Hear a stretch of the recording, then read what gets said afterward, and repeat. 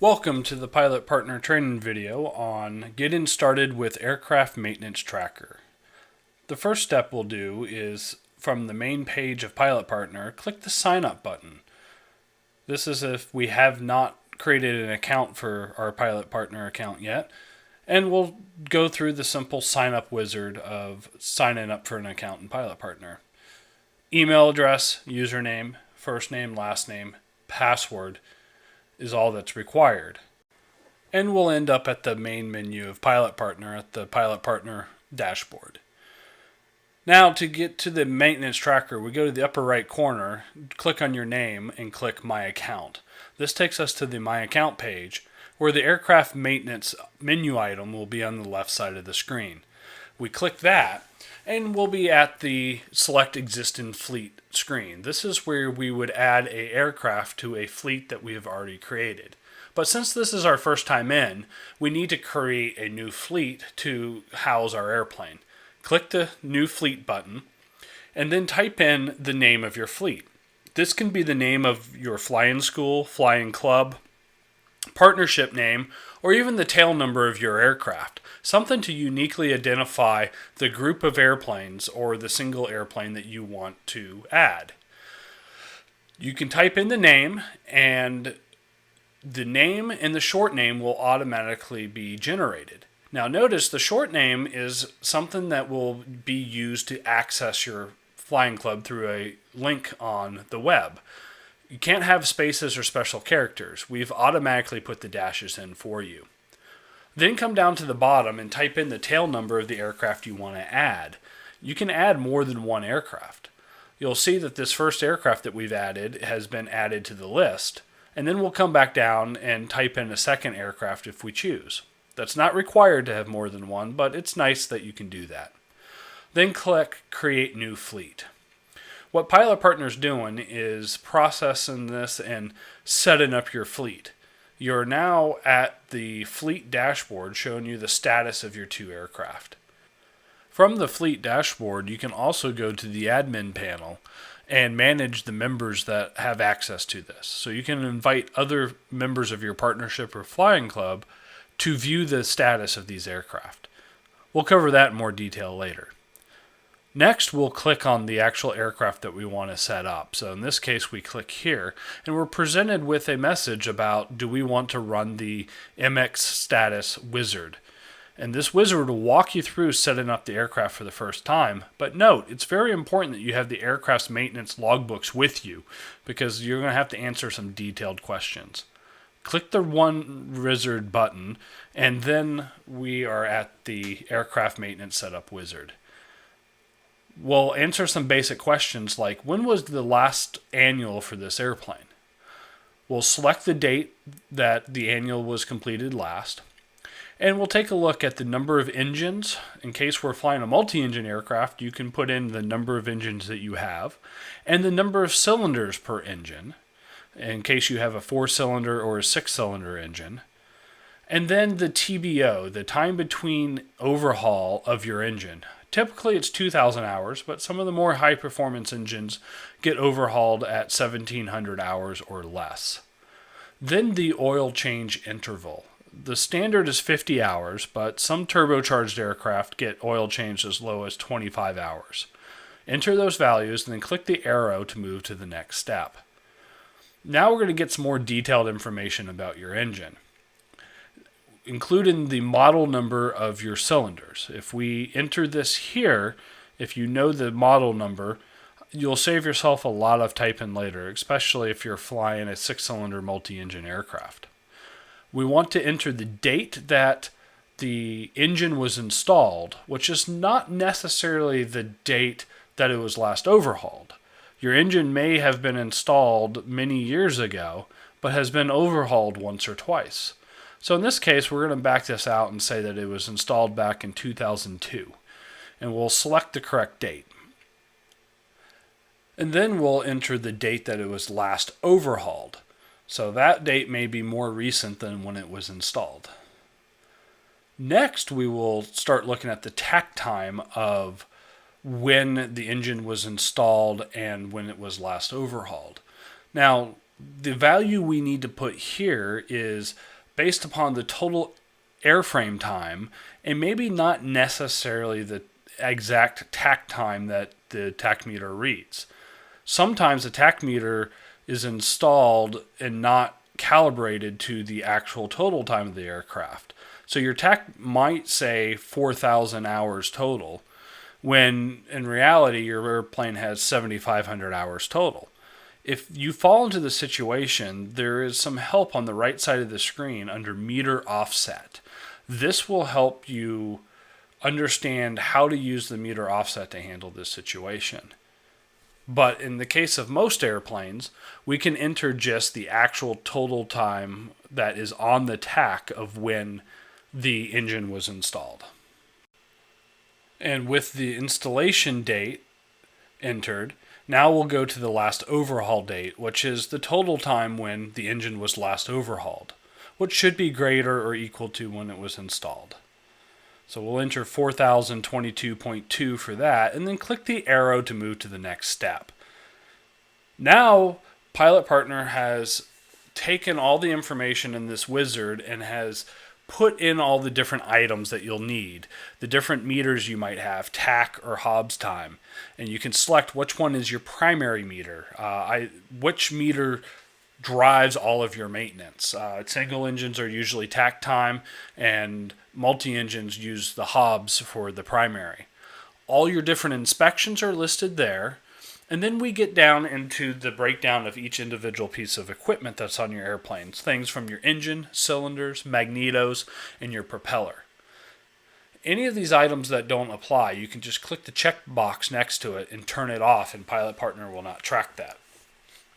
So now we'll start entering all of our values based upon our aircraft logbook. Take time to enter these correctly.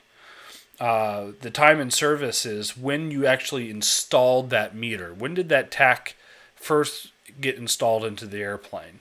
This is not particularly an important field, but it's a nice reference to have. So just go ahead and, at the minimum, tag it to when your engine was installed, unless you happen to know from your logbook of the exact date that the tach meter was installed. Then we get into entering dates in Pilot Partner is really important. Be careful as you type in a date and try to use the arrow as much as possible. Depending upon the web browser that you're in, entering dates might look a little different than you see here. Now we'll move on to the offset. The offset is that value we talked about where you can handle when your tach time that's displayed on the meter is slightly different than what is actual total time. There's a help section on the right that will really help you through that. Now we'll enter the actual values of the current reading that your tach says, the most recent record that you have of that. If you can go out in your plane and look at it, that will be best. Adjust the date to be the date that you knew that you took that reading, and hopefully that's today. Then we'll move down to select your primary meter. Your primary meter is what drives all of your maintenance, whether it's you read off your tach time or if you read off a Hobbs. Tach is normal for single engine. Hobbs is typically what we use on multi-engine, but you can choose however you want. Now let's look at our inspection items. Inspection items come in 3 different modes: hours, calendar, or both. Hours are things for like 100-hour inspections or TBOs. Calendars are things for like an annual inspection that has 12 calendar months. But you can also track things by both. So it can come due either by how many hours you fly or how much time has passed on the calendar. An annual inspection is a calendar-based inspection that is good for 12 calendar months. So now all we have to do is make sure the date of the last inspection is correct. Now take a look at your 100-hour inspection. It's only looking at the hours flown regardless of the date. So you can type in the hours of when your last 100-hour inspection was. Or if you don't track a 100-hour inspection because you're not a commercial operation, you can simply uncheck it and Pilot Partner will not track that specific inspection. Then you can move on to your other inspections. When was the last pitot-static and transponder IFR done? Those are calendar-based inspections, so they're 24 calendar months apart. Just look at your aircraft logbook for the last time that inspection was done and select that date in the date box. And we'll do the same for the transponder IFR inspection, which most likely was done at the same time as your pitot-static check. And continuing down the list, we'll look at the ELT check. That's typically done at the same time as your annual inspection is done, and that default date is already entered for you. Now let's record when the last time we did our oil change. But notice that the oil change tracks both by date and calendar time and by how many hours flown. So typically every 4 months or every 50 hours is the normal for an oil change. You can enter the date that the oil was last changed, and then we'll enter the takt time of when the oil was changed. We can also adjust the frequency if we want to change the oil every 35 hours or every 100 hours if you so choose. So we'll get the value entered into this box, and then we're going to start moving on to our equipment list. This is where we start tracking TBO time of our engine. Here, our interval will be on both, where we will do 12 years and we'll enter the date of the last overhaul, which we entered from the wizard above. And then we have the number of hours in between overhaul, which is 2,000. And most engine manufacturers recommend 12 years and 2,000 hours, but some high-performance engines have more frequent overhaul intervals. We'll just confirm that these values are correct, and then we'll move on to choose which logbook we want this to be in. The default Pilot Partner sets those correctly. And then we can type in our model number if we want. Those are optional, but it's nice to have those as a record in your serial number. And then we want to know which date this engine was installed and at what takt time it was installed at. This helps Pilot Partner track how long this engine's been in service, so you can see that even though you've overhauled it more recently, this engine is actually much older than since its last overhaul. Then we'll move on to each cylinder. Again, model numbers are optional, but if you know the model number of your cylinder and choose to track it, you can type that in with the serial number. And again, we have the installation date and the takt time of when it was installed, which again could be different than when it was overhauled. A lot of times during an overhaul, you end up with brand new cylinders instead of overhauled cylinders. So in this case, we'll change the date to match when the engine was actually overhauled, not when the engine was first installed, because these are brand new cylinders at the overhaul. Then we'll continue on and repeat these steps for cylinders 2, 3, and 4. But when we get to cylinder 4, we're going to show an example of how you enter it if you had actually replaced or overhauled one of the cylinders in between overhauls, which is a common occurrence. When that happens, what we'll end up doing is overriding the default fields that were set for cylinder number 4 to be the actual date and time of the takt that it was overhauled at. As you can see, that's much more recent than the other cylinders. Now in this case, it was an overhauled cylinder, so the original date would still match the engine overhaul date. And that's how we set it up for that cylinder to be overhauled more recently. Then we look at our magnetos. Now, magnetos don't always have a 2,000 hour TBO. Slick mags typically have a 500 hour, whereas Bendix mags recommend an overhaul at 800 hours. Check with your A&P and your manufacturer to see what they recommend and put the right values in here. So in this case, since we have a slick mag on this Archer, we're going to set the overhaul interval for 500 hours instead of the 2000 that was there by default. And we'll do that for the right mag as well. And since it was overhauled at the last engine overhaul, we'll leave those values alone. Now we'll check the logbook to see when our propeller was last overhauled. Most propeller manufacturers recommend an overhaul cycle of every 7 years and up to 2,000 hours with the engine. So check your manufacturer and see. Now we'll click Create Maintenance Sheet, and Pilot Partner will generate your maintenance tracking system for you based upon the values that you entered. Once you're here, you will see the maintenance tracking sheet, where up at the top is your current status and your current meter readings. Then you have the list of inspections, and these are color-coded green, yellow, and red to let you know how much time you have left. The different information will show up, letting you know where you stand and how many hours and days you have remaining as applicable for each individual inspection. Then as you go down each equipment, you will see that how many hours you have left on the engine and how many days you have left before TBO is recommended or required.